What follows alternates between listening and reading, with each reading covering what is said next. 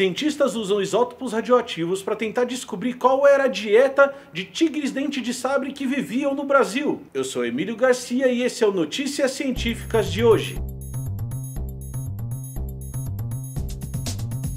Uma das maiores dificuldades que cientistas têm ao estudar animais já extintos, sejam os dinossauros de milhões de anos atrás ou os mamíferos de centenas de milhares de anos atrás, é determinar como era o estilo de vida desses bichos. Parte dessa informação pode ser retirada da anatomia dos ossos desses animais. Bichos que tinham dentes pontudos, por exemplo, muito provavelmente deveriam ser carnívoros ou carniceiros. E a gente sabe disso porque animais que têm esse tipo de dente se comportam dessa maneira hoje em dia. É por isso que os pesquisadores discutem, por exemplo, que Tyrannosaurus rex provavelmente comiam carne, porque a forma de cone dos seus dentes nos leva a fazer essa inferência. Por outro lado, animais que têm molares grandes e chatos tendem a ser classificados como animais que eram herbívoros, porque bichos que têm dentes desse tipo hoje em dia tem esse tipo de comportamento. Esses molares grandes e chatos servem principalmente para triturar o alimento. Esse tipo de análise dos ossos é fundamental para a gente inferir essa informação. Por exemplo, eu consigo deduzir se um bicho era um carnívoro, mas é muito complicado eu deduzir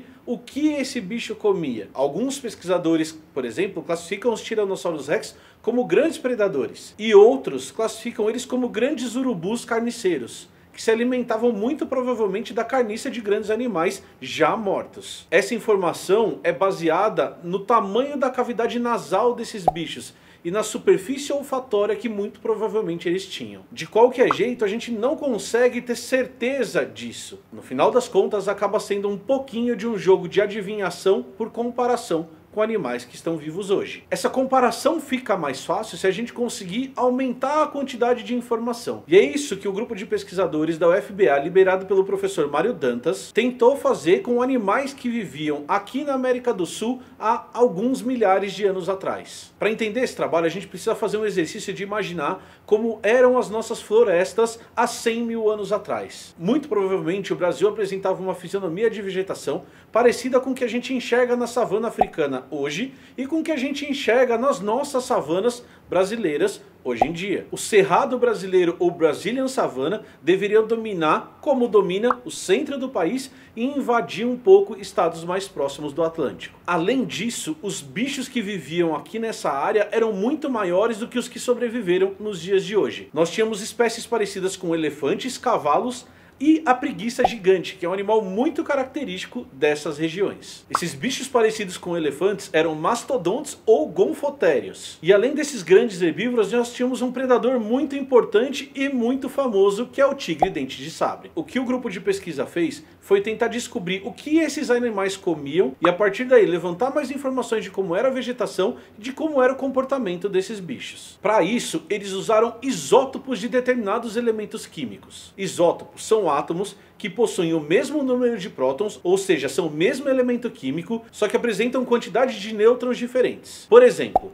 o isótopo 12 do carbono apresenta 6 prótons e 6 nêutrons. E é a forma mais comum de carbono que a gente encontra na natureza. O isótopo 13 de carbono, por outro lado, apresenta 6 prótons e 7 nêutrons. E um número de massa igual a 13. O carbono 14 apresenta 8 nêutrons e um número de massa 14. O carbono 12 é o mais frequente, o 13 um pouco mais raro e o 14 ainda mais raro. O que é interessante desse tipo de análise é que a gente consegue perceber a partir de organismos que a gente tem hoje, que a interação desses organismos com esses isótopos não é igual. E como essa informação é relevante para esse trabalho? Essa informação é relevante porque a gente sabe que gramíneas tropicais, muito comuns em certas regiões do Brasil, fixam muito mais carbono 13 do que gramíneas de regiões temperadas e árvores frutíferas. E o que é mais interessante é que se um bicho comer mais gramíneas de uma região tropical, ele vai apresentar muito mais carbono 13 nos seus ossos do que se ele comer gramíneas de regiões temperadas ou se ele comer frutos ou folhas de árvores frutíferas. O que esse grupo de pesquisa fez então foi pegar amostras de ossos de herbívoros que viveram nessa região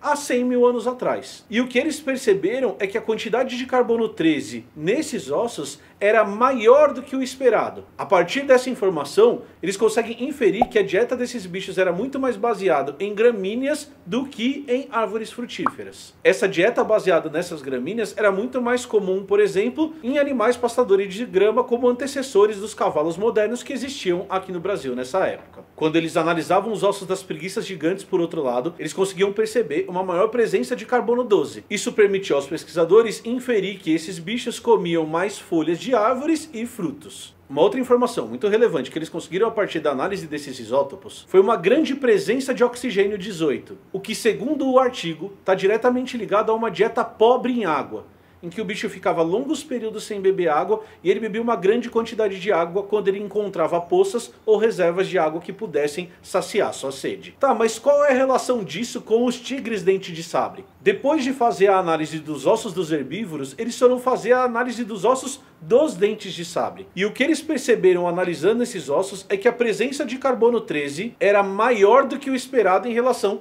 ao carbono 12. E como quando você come um outro animal, basicamente você está comendo planta, eles deduziram que os tigres dente de sabre tinham uma dieta muito parecida com as dos leões que vivem nas savanas africanas hoje, se alimentando de animais de médio porte, muito provavelmente esses bichos parecidos com cavalos modernos que existiam aqui no Brasil, e tendo uma dieta que não era baseada nos grandes animais, como preguiças gigantes ou mastodontes. Muito provavelmente, esses tigres dentes de sabre só se alimentavam desses bichos em situações especiais, como por exemplo, quando eles conseguiam pegar um filhote desprevenido ou quando eles conseguiam se alimentar de animais já muito velhos. Trabalhos desse tipo são muito importantes porque eles permitem que a gente entenda como era o mundo do passado e consigam fazer previsões em relação aos bichos que vivem hoje e a como eles vão se comportar no futuro. É isso, se você gostou desse vídeo, pega o link que está aqui em cima e manda para alguém que possa gostar desse conteúdo. Além disso, não esquece de se inscrever no canal, deixar o seu like e ativar as notificações para que os próximos vídeos do Babalogia cheguem até você.